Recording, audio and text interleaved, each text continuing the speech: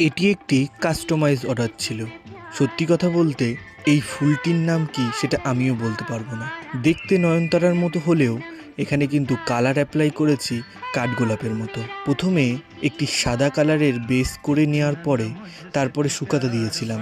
তারপরে আবার second coat সাদা কালার চাপিয়ে তারপরে আস্তে আস্তে হলুদ এবং পরবর্তীতে রানির শেড দিয়েছি।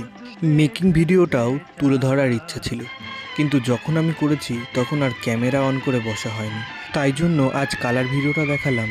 আবার যদি অর্ডার আসে এরকম কোনো ফুলের সেটের, নিশ্চয়ই মেকিং ভিডিওটা তোমাদের সামনে আমি তুলে ধরবো। এই ফুলের জুয়েলারিটি কমপ্লিট করার পর কীরকম লাগছে সেই ভিডিওটাও কিন্তু খুব তাড়াতাড়ি তোমাদের সামনে নিয়ে আসবো। তোমরা চাইলেই কিন্তু আমার কাছ থেকে ইচ্ছা মতো জুয়েলারি কাস্টমাইজ করে নিতে পারো। ডিজাইন তোমাদের, ভাবনা তোমাদের, আর আমাকে বললে আমি কিন্তু সেই প্রকার বানিয়ে দেবো। আরও আপডেটের জন্য